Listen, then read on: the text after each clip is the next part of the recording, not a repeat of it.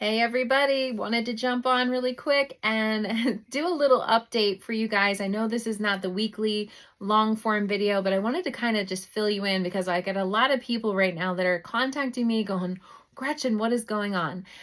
So this is the end of May 2024 astrology, and I just wanted to update you guys on that. I apologize. I've been taking just a tiny bit of a sabbatical from my tidbits and some of my other content because I'm actually going to reformulate my content, and I'm going to be actually doing more videos like this where I can kind of jump on and just quickly update you guys because it's just a little bit quicker and easier, and also you guys tend to like videos. You're all telling me that. So what is happening? And if you remember back on May 16th, 2024, Ceres in Capricorn formed a square with Chiron in Aries.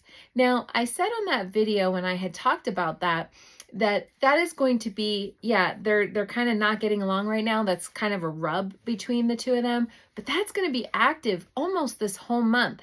And even though it came to a peak on May 16th, it's active as we speak. And particularly because this week we have 3 planets that are highlighting both, okay? So we have Mercury, we have Mars, and we have actually even Venus is involved in it. So I'm going to give you guys the layout because you know that I like to do that so that you just sort of know what exactly the deal is. And then I'm going to fill you in on what does this mean. So on Tuesday, May 28th, we had Mars forming a square with Ceres. So Mars right now is in Aries. And again, Ceres is actually retrograde in Capricorn. That came on May 16th, 2024. And all of these are going to be in Eastern Time, 1:05 a.m. Eastern Time.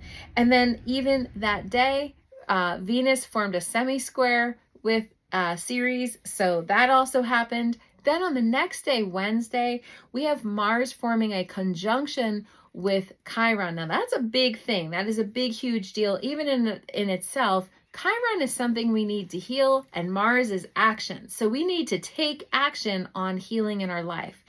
The peak of it, the height of it, the pinnacle of it was on Wednesday, May 29th. The peak is 1:08 p.m. But again, this is active all this week. So we can't, even though that was the hot spot and the strongest, we're still feeling the reverberations from all that. At the same day, Mercury formed a trine with Ceres.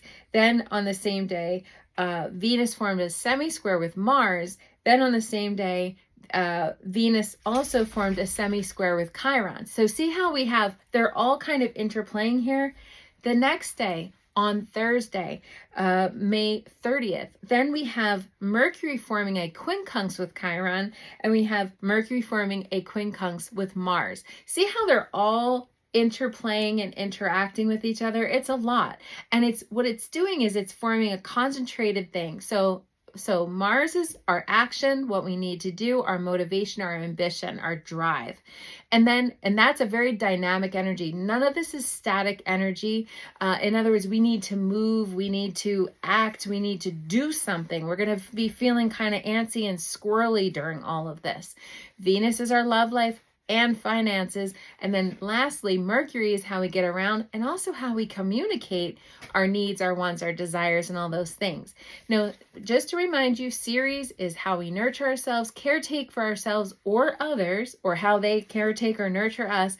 And we're kind of not feeling the love right now. There's a little bit of lack of nurturing in the cosmos. But Chiron is something we need to heal. Now, I've had a lot of people recently, I've said to them, oh, Chiron's something we need to heal. And they're like, oh, that's great news. And I'm like, hold on a minute. Chiron can be a trigger, that can be trigger city. So it's just like, oh, hey, there's an open gaping wound. We need to look at it, whether that's a psychological wound, a physical, literal wound in our body, something we need to heal there, or even spiritually, emotionally, all those levels. That's Chiron. And so it depends on where is Chiron, where is Mars in your chart, because they're right on top of each other. They're also squaring Capricorn. That's leadership. Okay, there's a lot of stuff going on in the news right now about leadership. I'm not going to mention names, but there's a lot of things going on right now in that department. So there's just a lot of things that are being brought up to heal, to look at, to talk about, to act, to love, to throw money at. I mean, there's all kinds of layers here. So I can't even say, oh, one sign's going to be feeling this or this. Definitely Aries, definitely Capricorns, but you got a little bit of Mercury in there, you got a little bit of Venus in there, which are, you know, in Taurus. So we get a lot of additional energies. Now, also on Thursday, we had the last quarter lunar cycle, which is the last chance full moon.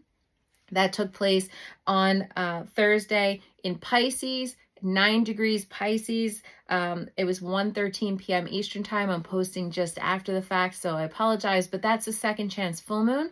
That's when we burn or destroy our list. But again, that's a time of what they call crisis or reevaluation. There's something that's going on right now that we're reevaluating, and Pisces is all about our feelings and emotions. So what happens during the last quarter moon is the sun in Gemini forms a square with Pisces, and they're both in the mutable department. So Gemini, Sagittarius, Pisces, Virgos will all be feeling this last chance full moon. And we're continuing the work that we started last week during the full flower moon. Okay, and that was on May 23rd, where we're just continuing to release, purge, get rid of, and reevaluate something that is going on in our lives for sure. You know, even sometimes astrologers call that a time of crisis, like a little mini crisis, like what am I doing? Where am I going? How am I getting there? Oh my God, what's going on? So there's a lot of that happening in the cosmos. And then to make it even just a touch more chaotic, Friday, overnight between Thursday night and Friday night, 1:54 a.m. Eastern time, Mercury is forming a conjunction with Uranus, and that's coming in Taurus, roughly around 24, 23 degrees Taurus. Those two are going to be around that area. So if you know where Taurus, at the end of Taurus is in your astrological chart, you'll know how that'll affect you. So this is a yearly event, Mercury forming the conjunction with Uranus. These are the two live wires of the zodiac. So this could even feel a little bit like a Mercury retrograde. I'm not going to lie, you know, because Uranus is earthquakes, volcanic activity. We're seeing Iceland's volcano is waking up again. This is tremors in the body, heart palpitations, seizures, all kinds of things like that. And you always want to make sure you get those things checked out if you're having those types of problems, migraine activity, anything with the electrical system of the body. And then we have good old Mercury, which is talking, communicating. So we might hear shocking news, which a lot of people, you know, have maybe heard some shocking news today during this. And Uranus is really the wild card. So this is all wild energy, and these two are hooking in a little bit. Not as much Uranus, but definitely Mercury are hooking in a little bit to this Ceres Chiron square that's going on. These two are not getting along right now, pushing us to heal something, to learn, to grow, to figure it out, to look within ourselves, all those things. And again, I can't stress to you guys enough, this is very dynamic energy. It's not static, sit there and meditate and pray type of energy. Yeah, that stuff always is good and probably good for you, especially with that Pisces moon, loves to, you know, kind of have a good meditation or a good prayer session.